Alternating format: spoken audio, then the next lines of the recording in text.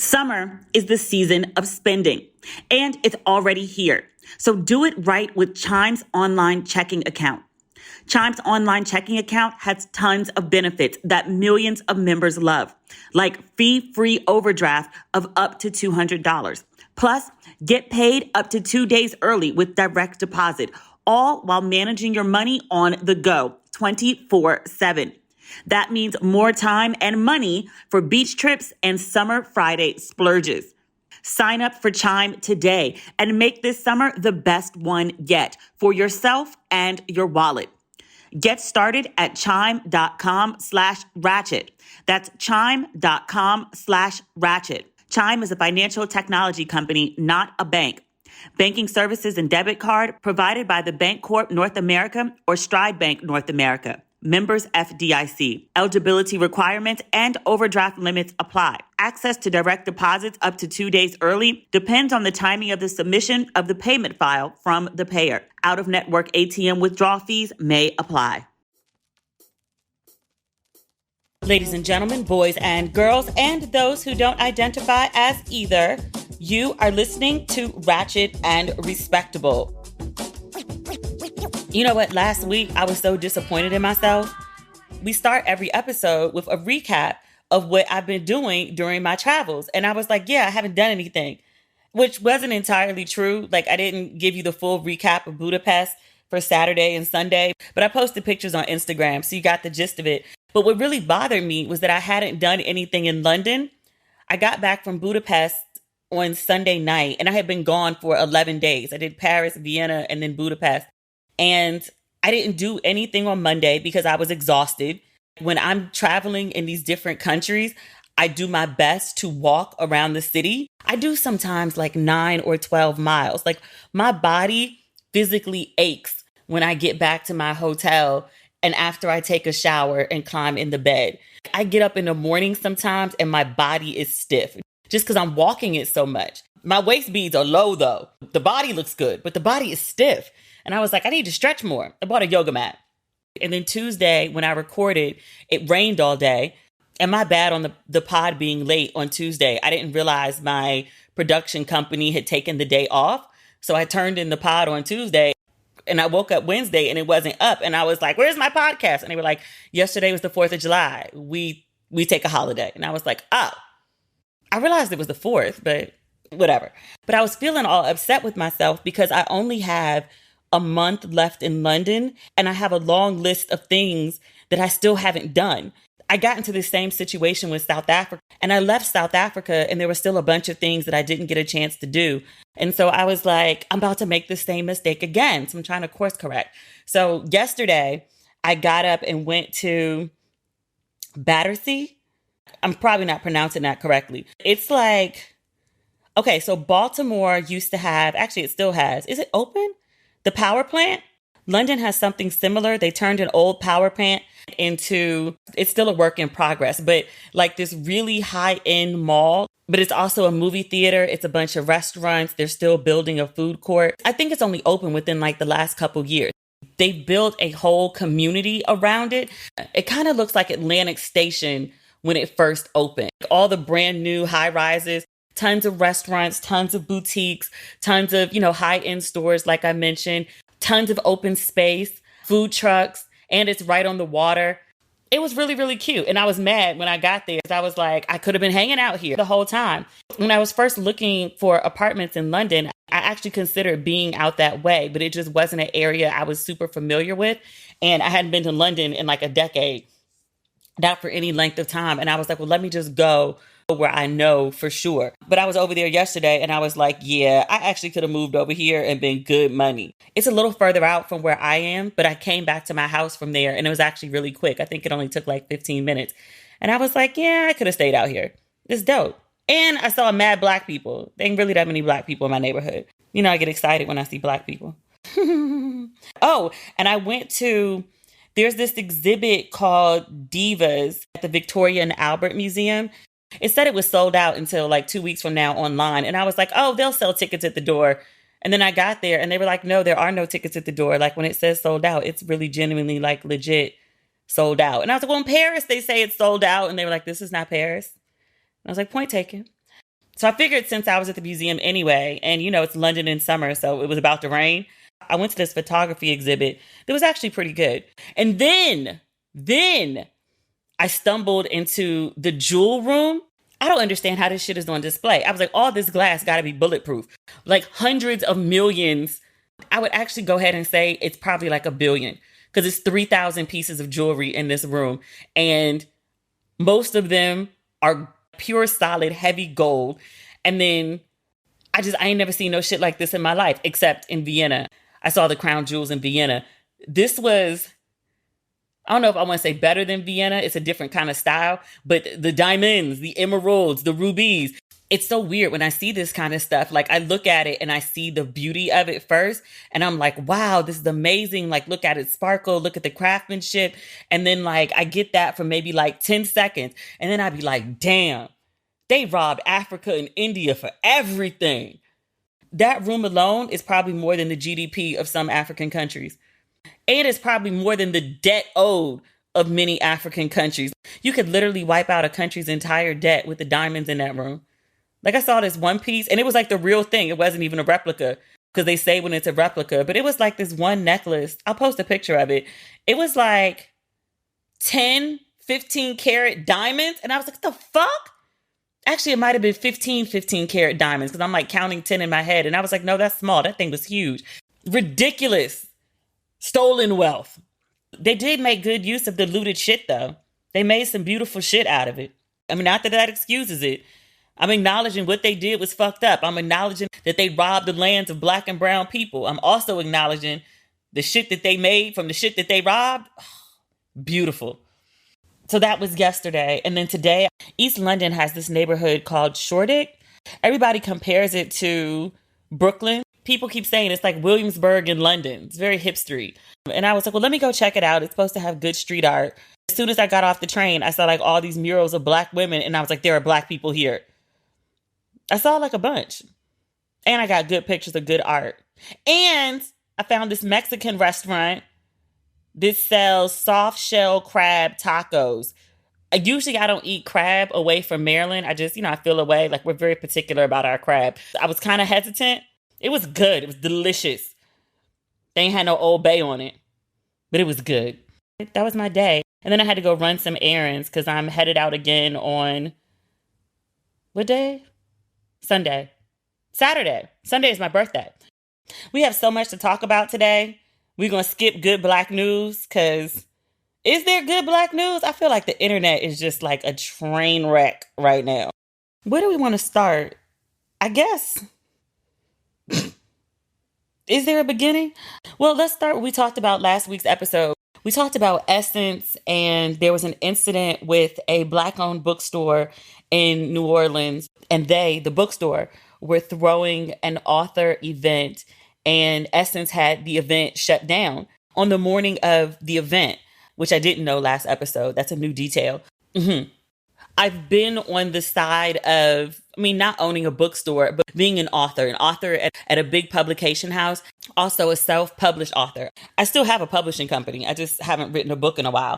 And also because I used to work at Essence and literally used to work on planning the festival, just being on both sides of that coin, I understood both perspectives and how signals could get crossed. So I'm glad that in last week's episode, I gave grace to the discussion. I talked about all that had happened. I said that all of this pretty much could have been resolved with a phone call. And if they had just gotten on a landline and talked it out, then they could have avoided this public mess that it's turned into. Essence and the bookstore actually did get on the phone. And they got on the phone, I think, with Gary Chambers Jr. He's what is the word? How does he describe himself? I think community activist, community organizer would be accurate. I do remember that he ran for Senate and I wanted him to win because I think he's smart and he's witty and I genuinely think he cares about Black people and he's a voice that's necessary. His video speaking about this bookstore being sued, it went viral and that's how I first learned about it. He had access to the lawsuit that was filed by Essence on the bookstore. In full disclosure, he also said that he was supposed to speak at the bookstore. I'm going to go ahead and guess that's part of the reason that he had access to the lawsuit. So Gary has been in the center of this whole melee. Since our last episode, he posted a video on his page. He said that he got on a phone call with the owner of Essence and the owner of the bookstore, and they had a great conversation and they hashed it out. I think they're going to try to do some collaborative things going forward, which sounds good. Also, Essence released a statement on their website that about said the same thing. Literally, we had a conversation. Essence acknowledged that there were some things that we weren't aware of and we might have handled things differently had there been awareness. And then the bookstore said the same thing. So it seems like they're one band, one sound right now. It also seems like they about to go after the promoter for this event. So last week's episode, if you listen to it, if you haven't, you should. I'm not doing a full explanation of the Essence versus the bookstore debacle because we talked about it in depth last episode.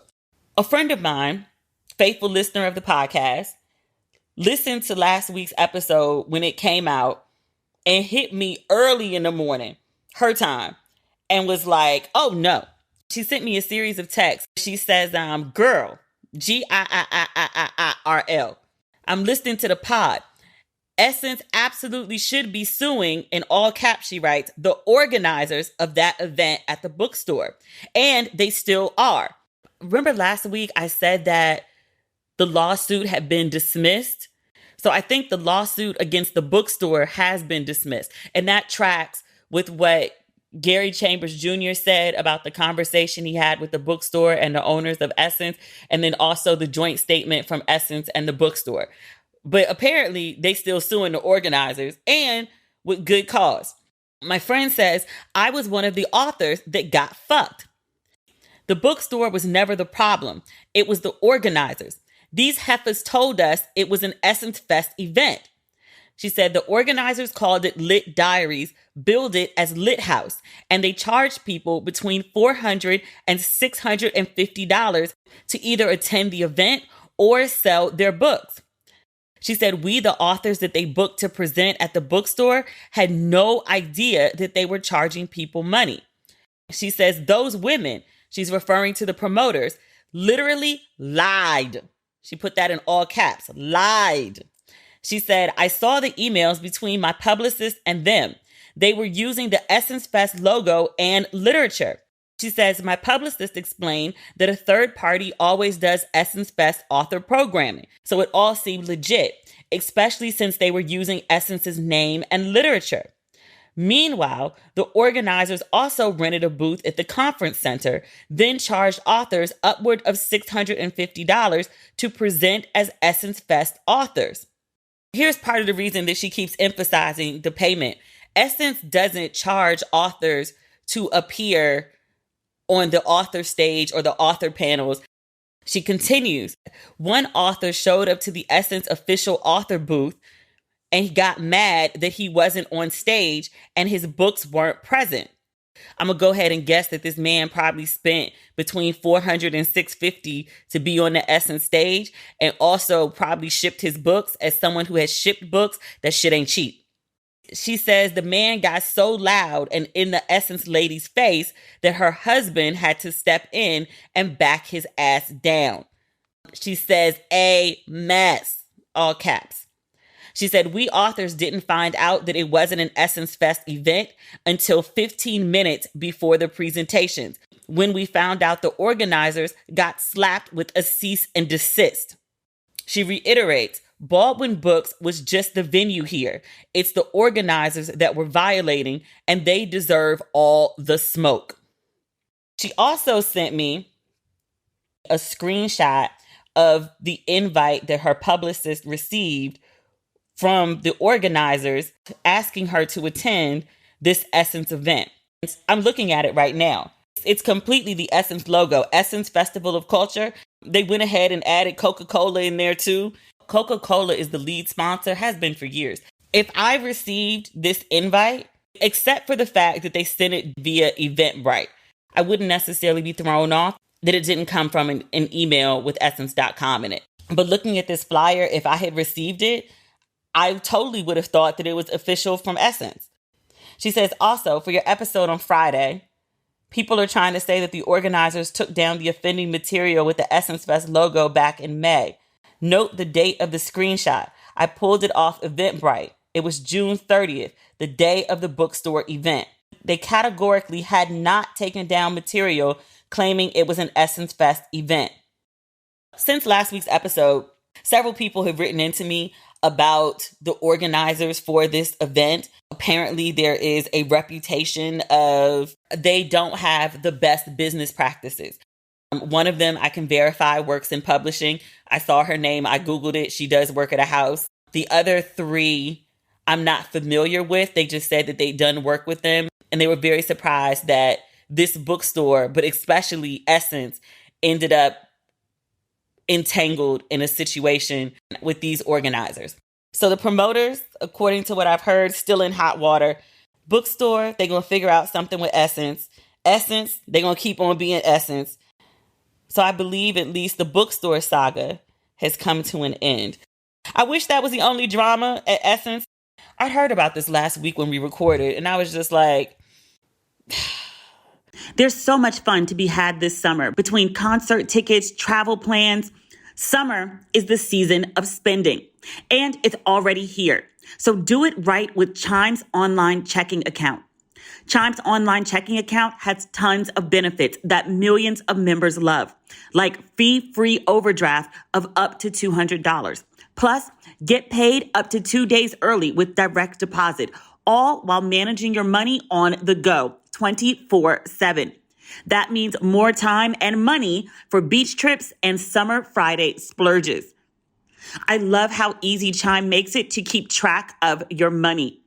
Even better, Chime has no monthly minimum balance or overdraft fees, and you can send and receive money with Chime. Pay friends through Chime, no matter what bank account they use, and cash out your money fee-free. Sign up for Chime today and make this summer the best one yet for yourself and your wallet. Get started at chime.com/ratchet. That's chime.com/ratchet. Chime is a financial technology company, not a bank. Banking services and debit card provided by the Bancorp North America or Stride Bank North America. Members FDIC. Eligibility requirements and overdraft limits apply. Access to direct deposits up to 2 days early depends on the timing of the submission of the payment file from the payer. Out-of-network ATM withdrawal fees may apply. This show is sponsored by BetterHelp. There are so many times in my life where I felt uncertain about where I'm headed or what the right path is to get to where I think I want to go. Sometimes in life, we're faced with tough choices, and the path forward isn't always clear. I'm sure I'm not the only person who feels this way. So whether you're dealing with decisions around career, relationships, or anything else, therapy helps you stay connected to what you really want while you navigate life, so you can move forward with confidence and excitement. You know, because you listen to this podcast, that I am a gigantic advocate of therapy. I think everyone should have some, especially the people that think they don't need it. And for the people that know they do, don't wait until you're in a crisis to seek professional help. Therapy is amazing for learning positive coping skills and how to set boundaries. It empowers you to be the best version of yourself. And it isn't just for people who've experienced major trauma. If you're thinking of starting therapy, give BetterHelp a try. It's entirely online, designed to be convenient, flexible, and suited to your schedule. Just fill out a brief questionnaire to get matched with a licensed therapist and switch therapists anytime for no additional charge. I love how easy BetterHelp makes it to receive professional help. Let therapy be your map with BetterHelp. Visit betterhelp.com/ratchet today to get 10% off your first month. That's BetterHelp, HELP.com/ratchet. When I started my first writer's room, I was extremely nervous. It was something I'd never done before and something I wanted to be really, really good at. I was surprised at how much I knew and how much I understood, all because I'd taken Masterclass with Shonda Rhimes and Aaron Sorkin. With Masterclass, you can learn from the best to become your best, anytime, anywhere, and at your own pace. Annual memberships start at $10 a month, and you get unlimited access to every instructor, thousands of online lessons, exclusive content, insights, and much more. There were over 180 classes to pick from. Everything from learning confidence with Naomi Campbell or effective communication with Robin Roberts to how to be a great performer from Usher. And there are new classes added every month. Those TV writing classes from Shonda Rhimes and Aaron Sorkin taught me how to create great characters, how to create great plot, and how to pitch great ideas. Find practical takeaways that you can apply to your life and at work. Whatever you want to do, whether it's to become a better chef, advance your career, land a book deal, or anything else, Masterclass has you covered. Gain new skills in as little as 10 minutes, either on your phone, computer, tablet, smart TV, and even audio mode to listen on the go. I love listening when I'm going through the airport. How much do you think it would cost to take one-on-one classes from the world's best? Well, with a Masterclass annual membership, it would only cost you $10 a month. Get unlimited access to every class. And right now, as a Ratchet and Respectable listener, you can get 15% off when you go to masterclass.com/ratchet. That's masterclass.com/ratchet for 15% off an annual membership. Masterclass.com/ratchet. Respectability politics is one of my least favorite topics just because it's so subjective. Everyone sets their bars at different places. And sometimes wherever your bar is set for one person may be set different for someone else based on a whole host of factors. But I'd heard the grumblings about two of the performances in particular at Essence Fest. One being Meg Thee Stallion, the other one being Janelle Monae. Meg performed at Essence and Meg did what Meg does, like Meg twerked. She also invited, I think it was like 20 or so women onto the stage to have a giant twerk off on the Essence stage. Janelle Monae, she's got a new album out. When she was first starting to promote the album, she was pulling her titties out. Like it was all over the internet. I think she pulled the titties out twice. And she declared something like 50 more years of like titties for all. Like basically she made it real clear. Get used to seeing my titties because they're going to be out for a while. Nice titties, well-sitting titties. So this occurred on the Essence stage. The Essence brand, it's like 50 years and change at this point. 53, I think, because the magazine started 1970. Essence was aimed at a very particular type of woman. Bougie, degreed, had a little money to her. In recent years, as there have been cultural shifts about gatekeeping, is probably the right word, of who gets to be represented, Essence had to expand. And in their desire to represent Black women, all Black women, there's going to be some generational clashes. There's going to be some class clashes.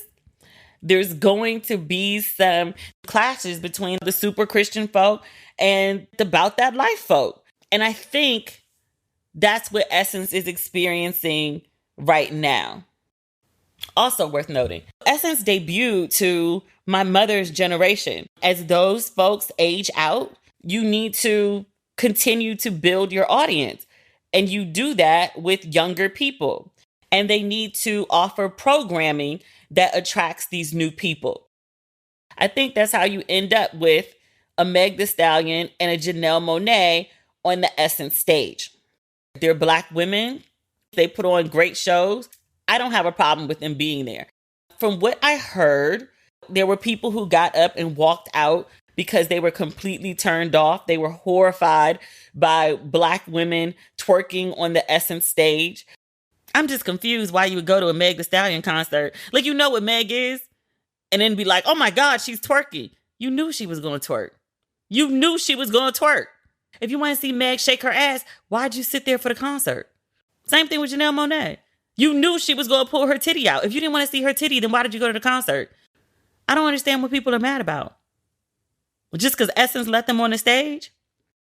And India.Arie, and also Uncle Luke. We'll talk about India.Arie first. India.Arie, who I don't think I heard anything about since the last time she was outraged about something.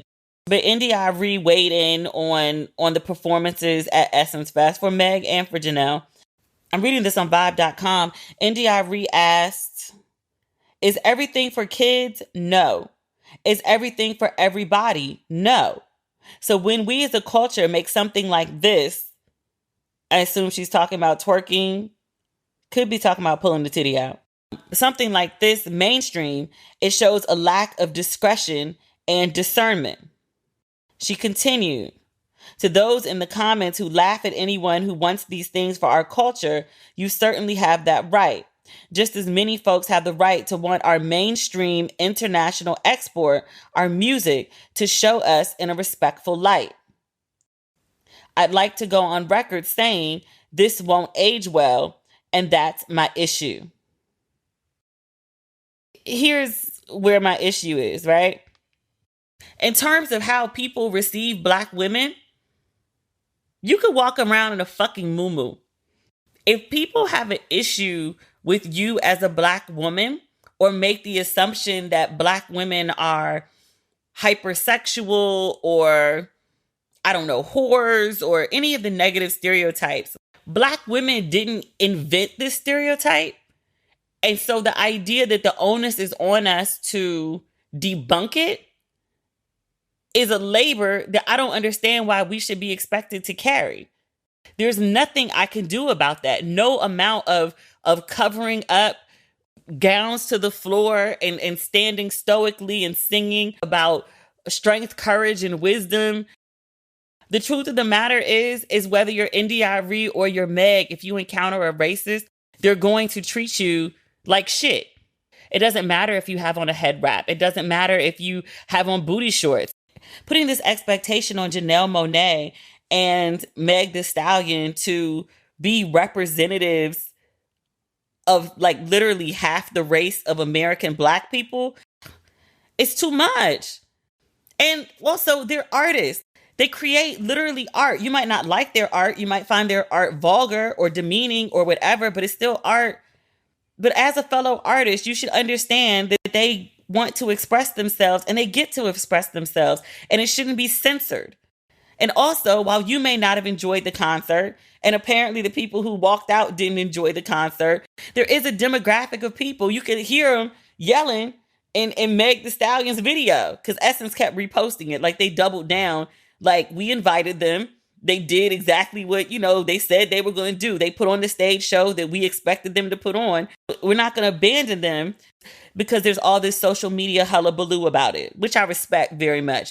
You don't invite people essentially to your home and then throw them under the bus afterward. I respect Essence for doubling down on their artists, especially because they're Black women. Oh, Luther Campbell. So Janelle Monae, this video of her pulling her titty out makes the rounds. And it makes the rounds all the way to Uncle Luke. Uncle Luke sees Janelle Monae's titty. And I just want to be clear because I said this to somebody else. And my friend was like, Uncle Luke who? And I said, Uncle Luke. She's like, I only know one Uncle Luke. And he wouldn't say that. And I was like, yes. I couldn't believe it either. Uncle Luke saw Janelle Monae's titty. He said, quote, what is this girl going through? She's never been out there like this. Is it a midlife crisis? What alternative universe are we living in where Uncle Luke, Luther Campbell from 2 Live Crew, is complaining about a woman flashing her titties? Sir, do you know you? Do you know that you were like the godfather for all this shit? Sir, you were so hell-bent on your freedom of expression when they tried to ban 2 Live Crew as being sexually explicit and vulgar. They tried to stop you from producing albums, from performing, from making money. You fought that shit all the way to the Supreme Court and won. You said you had a right to say face down, butt up. That's the way I like to fuck. You have a whole song where that is the chorus. You have a whole song where the chorus is, ow, me so horny. Ow, me so horny. You have a song called Doodoo Brown about anal sex. I'm talking about songs. This man has made entire albums about wanting to fuck. That's all 2 Live Crew made songs about. That and the song they made when they finally won their Supreme Court case. Everything else, All your songs are about it. All your videos are about it. One of my earliest memories is watching video music box? Remember you used to pick up the phone, the landline, and you had to call like a 1-900 number. And I want to say it was like $1.99 or $2.99. And you could put in a code and they would play a video. I was watching video music box and there was a video of this man. I was so young, probably like 10, if that.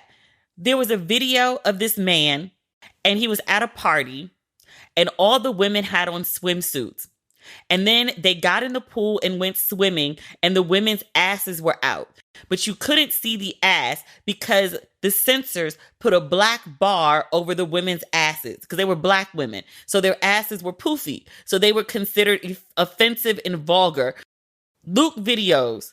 Those women were in spandex from head to toe. There was cutout holes all down everybody's legs so you could see a ton of skin. And those women, we didn't call it twerking at the time, but essentially that's what it was, were shaking their ass. Those women danced like the rent was due in an hour. You are the king of showcasing, exploiting, whatever you want to call it, half-naked black women. And you see a video of Janelle Monae and want to be like, what is she going through? What were you going through? I couldn't believe that. And I was like, yo, Luther Campbell, I don't know if he Uncle Luke anymore. Luther Campbell don't want to see no titties on stage. Luther Campbell sees titties and want to be like, why is the titty out? What? What? You used to be the Luke we all knew and loved, oh, filthy, vulgar self. And now you're complaining about titties. Never thought I'd see the day. We still need to talk about Keke and her baby daddy, Darius. Keke Palmer, who I adore. We've watched Keke grow up. Everybody adores Keke. Keke Palmer, I guess we need to start before she goes to Usher.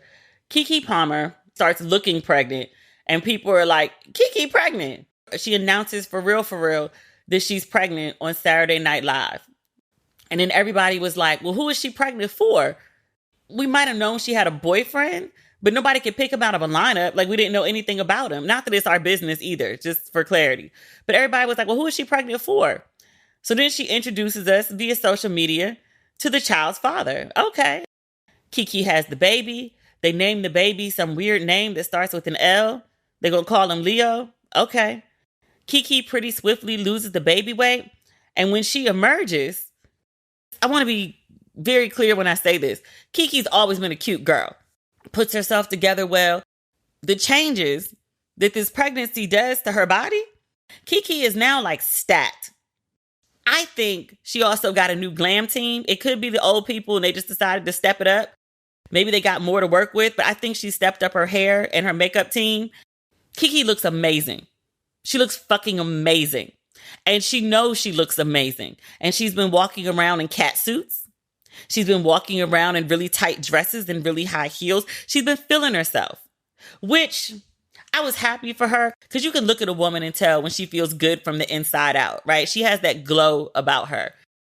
Keke's been out and about. She's been twirling.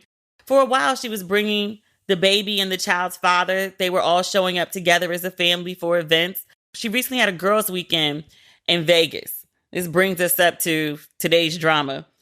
She went to an Usher show. It's 105 degrees in Vegas. It's hot as fuck.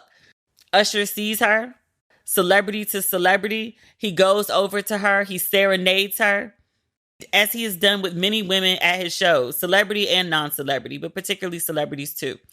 He serenades her. She's all over him. He's all over her, but like in a respectful way. Usher has his arm around her. You know how men put their arm around you, they try to graze the top of your ass? He never does that. Usher is not trying to catch a Me Too charge. His arm and hand were always in respectful places, but they are pretty hugged up together. I saw it as the way anybody would act if you got a chance to be serenaded by one of your favorite singers. Everybody's a fan of Usher. One of your favorite artists comes over to you, and celebrity or not, you get to have this very exclusive VIP moment with somebody whose songs that you know intimately, that you know all the words to. It's like a once-in-a-lifetime moment. Also, Usher is an entertainer. Keke is an entertainer. He's playing up the serenade. They are on stage with literally thousands of people watching with their cameras out recording. They're performers who are performing on a stage. Keke was really into it. Usher was really into it. It was a silly, happy moment. Again, one of those once in a lifetime opportunities. Like, remember Janet Jackson? She's still performing, but I don't know if she still does this bit in her act. But she would always pull a guy from the audience and she would put him on stage and she would strap him to this thing. And then she would literally like climb on him and grind on him and hump on him. And it was like a once in a lifetime experience. Usher and Keke did none of that. There was no bumping. There was no grinding. Keke had on a very sexy dress where she had like her tushy out. And she did like a twirl where, you know, she went around and he did get a glimpse of the ass. It was a nice ass. I don't feel like they did anything wrong. Two entertainers entertaining the audience. And I'm sure that's not the first time they've met. Keke's Darius, the father of her child, sees this video and decides to tweet about it. And about the dress in particular. He doesn't say anything about like the hugging or the serenading. He just particularly talks about the dress. And he reminds her that she's a mother. And I'm like, okay, yeah, what does that have to do with anything? Like, yeah, she's a mother. And she's also a mother who's at a Vegas show with her girlfriends. Like, a mother can't wear a dress, a sexy dress even, a dress with her ass out. Like, I don't understand. And also, I don't understand. You have her number, right? Like, she's the mother of your child. You know how to get in contact with her. I'm definitely sure her phone was still on. I don't understand why you're on Twitter putting this information out there. But he did. People get wind of it, of this tweet, and pretty much go apeshit. There were people, obviously, who started dragging Keke Palmer and, you know, make this a larger discussion about Black women. There is a whole section of the internet who their greatest joy is dragging Black women and complaining about how they're masculine and how they all want to dress like whores. They want Black men to protect them, but they don't want to submit or be led. They don't deserve protection if they dress like whores. So much of the complaint is about Black women dressing like whores. I think so many Black men actually hate Black women, one, but also hate that they hate Black women, but still like desire them. It's a real conflicted thing that they need to work out with a therapist and not like with Black women. That's your shit in your head that you need to deal with. That's not the point. So Keke's boyfriend, baby daddy, tweets out his critique of her dress and invites the entire internet to then critique her or then start commenting on their relationship. And that's basically what a good chunk of Black Twitter, Black Instagram, Black TikTok, what's the new one that just started? Threads, Black Threads. Literally, my entire timeline on all platforms was talking about Keke Palmer and her fuckboy baby daddy all day. A whole bunch of things happen. He said it, people start dragging him for it, and then he doubles down and was like, yeah, I said it.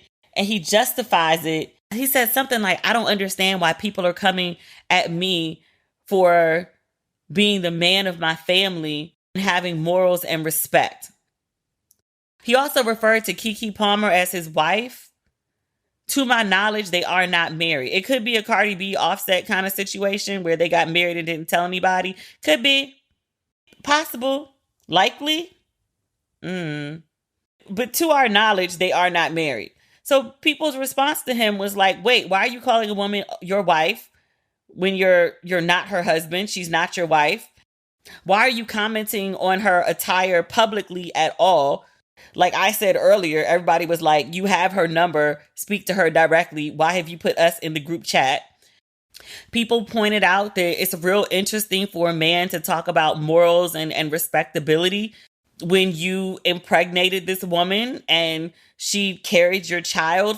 And then the baby is like 4 months now. To the public's knowledge, there's been nary a proposal.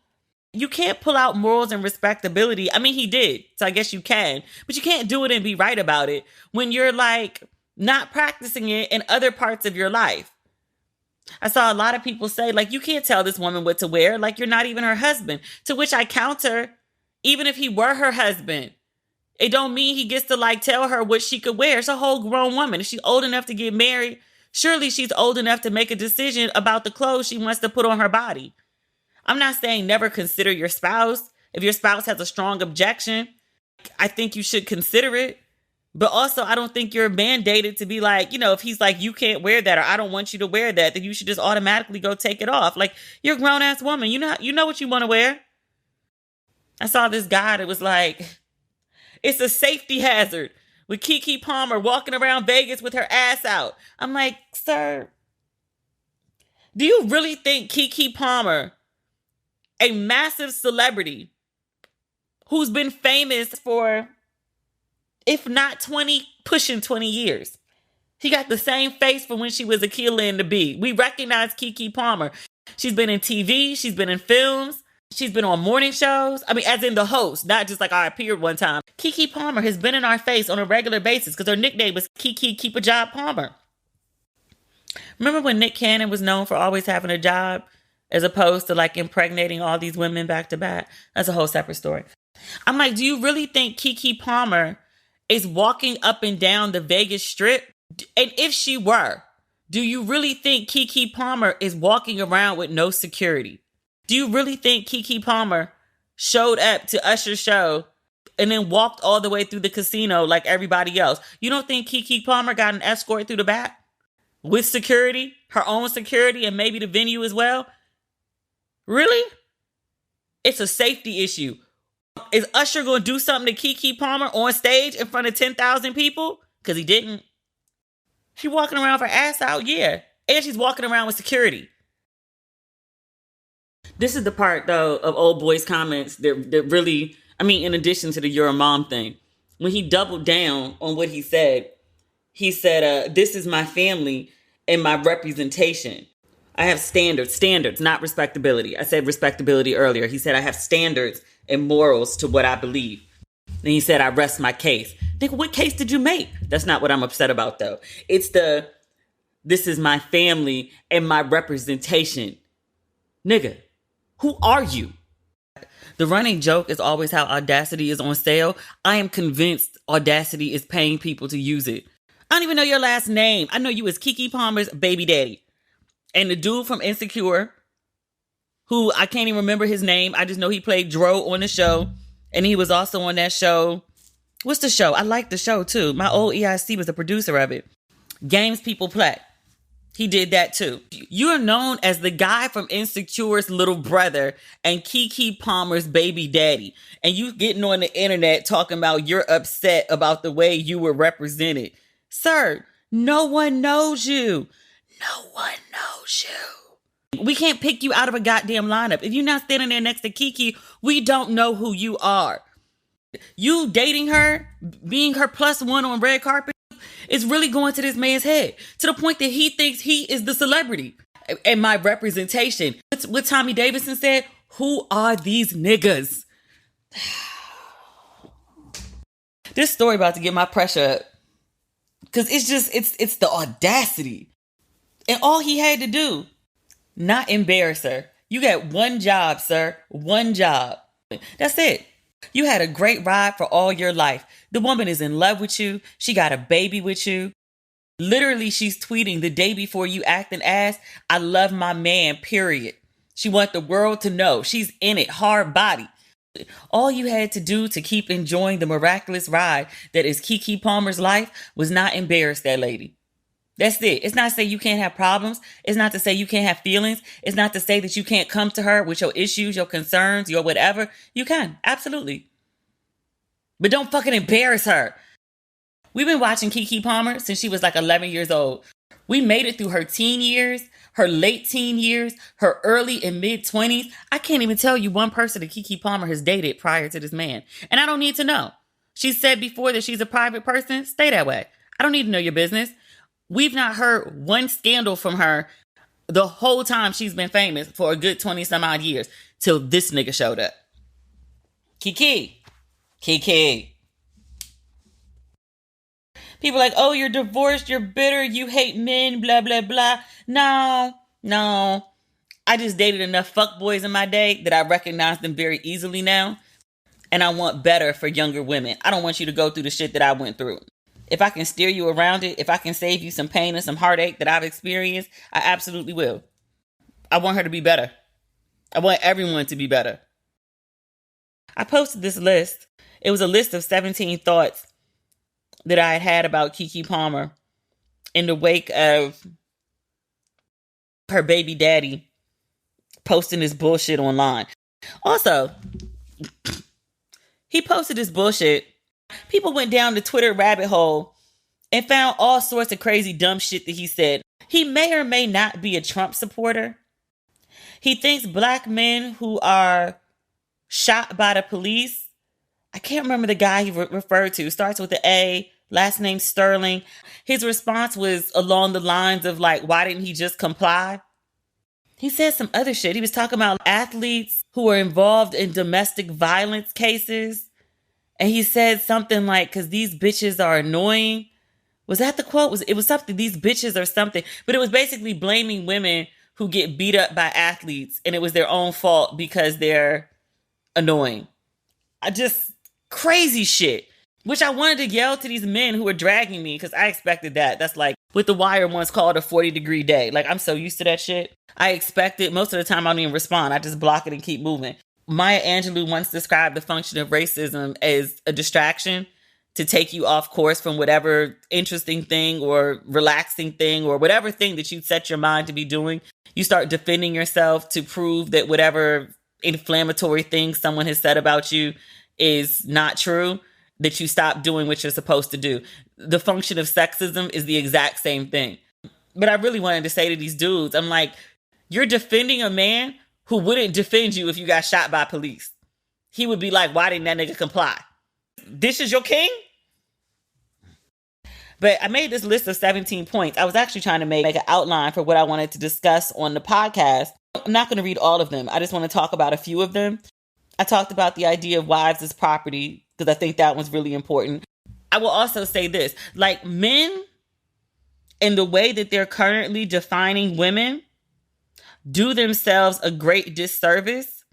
And I've talked about this concept before, but they've not created a lane where women can win or feel like they're winning. So there's really no advantage to playing into whatever role that they think a woman should be. Because you can shame single women as being for the streets or being whores or hitting a wall or being unwanted.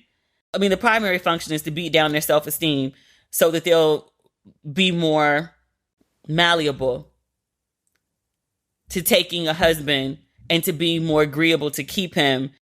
So when women marry, they go from being considered for the streets and whores to property with no autonomy.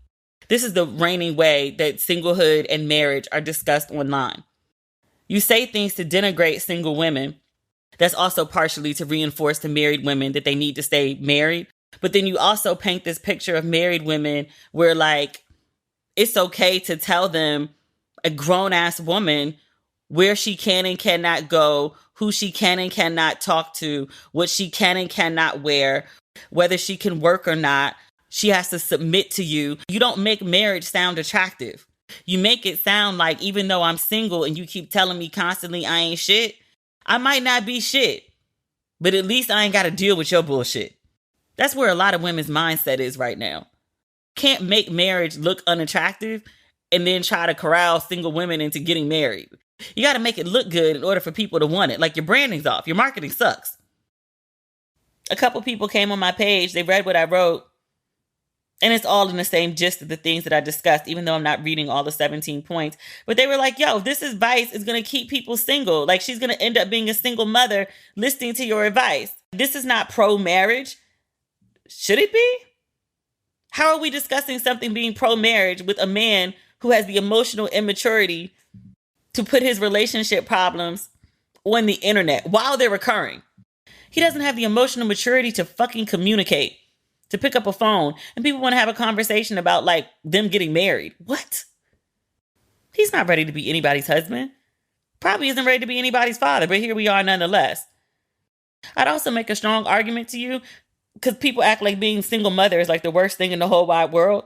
Admittedly, it's not the most ideal situation, but it's better than being married to a fuck nigga. The idea that someone's more concerned about the optics of respectability, you'd rather her be married to a fuck nigga than for her to be a single mom. Is respectability that serious? Is it? I said this to a friend the other day, and I don't know if I've ever said it on here. The best thing that ever happened to me was getting married and divorced. I couldn't have said that years ago, but I can say it now. It's literally the best thing that ever happened to me. And I say that because there's so much pressure on women to get married and how your life is going to be better and your status is going to change and you're going to be received as respectable or a real adult, or it somehow makes you like a better person or a better human. And it's like this goal that be considered a woman of substance or worth or value, then you need to have a man marry you, affirm you, basically co-sign you. That's really what it is. But having had that quote and unquote status, having had that cosign and realizing it changed nothing. And honestly, I went from being seen as this independent figure, we just talked about this, to being this extension of my husband.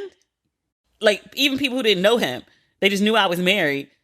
Like I would have opinions and people, men, especially men, would literally ask me, but what does your husband think? I don't fucking know. We don't share one brain. Like we're aligned on a lot of things, but like we can disagree about shit and it doesn't mean it's the end of earth. But I felt like property. That's not an experience that everybody has. Obviously I got divorced and swiftly, I had to get out of that. But the reason I say that it's the best thing that ever happened to me, because people weaponize, men and women, weaponize being single and they try to make single women feel lesser. And just having been on the other side of it, I just know what a fucking scam it is. And I'm not saying all marriages are scams. I'm saying the idea that you get married and then your life becomes better or more valuable, or you become more valuable. Like it doesn't. You really just have greater responsibilities. There's some romance involved. There's nice moments, but the day-to-day of it is just more responsibilities, which is fine if that's what you want to take on. But I think people just need to be honest about that. And they're not very often. There was one other thing I was going to say. Oh, what was it? You know, he deleted his Instagram and his Twitter. I don't know about the rest of the social media, but he deleted those. And then Keke has unfollowed him and blocked him. So I don't know what's going on with them, nor should I. I hope I don't. Enough of their business has been on the internet today. I don't need to know any more business about their relationship anytime soon. It would be nice if they could work it out. It's going to require a ton of work on his part because this is a gigantic fuck up. Gigantic. I don't want to see a broken family. I don't want to see her hurt. I like Keke Palmer like I know Keke Palmer. We've just all watched her grow up and I want the best for her. I hope that he can do the work on himself, that they could do the work as a couple. Primarily, he needs to go and sit with himself. This is what I was going to say. Keke in the dress, there's no amount of covering up that she can do. There's no amount of playing small professionally that she could do or stroking his ego that she could do to make him feel like more than what he perceives himself to be. Self-esteem is something you have to work on for yourself. Your insecurities are something that you have to address. No one else can fix that for you. And it's a long, arduous process. I hope that he realizes how gigantically he fucked up. I hope that he is willing to do the work. I hope that despite not having the emotional maturity to just admit he felt insecure or to pick up the phone and have a conversation with Keke about something that he was unhappy with, I hope that he can find the emotional maturity to apologize and go find himself a therapist to sort his shit out. Not even so he could be better for Keke or the baby, but so he could be better for himself. The type of mofo that acts out like this can't be happy inside. It's not possible. I think that's all I have to say about that. This episode ran really long. We'll be back I don't know when we'll be back. I might record next week. I haven't decided yet. I was supposed to be off, but I might not be. We'll see. I'll let you know. All right. Wish me happy birthday on Sunday. Don't forget. Have a great weekend, and we'll talk when we talk. Okay.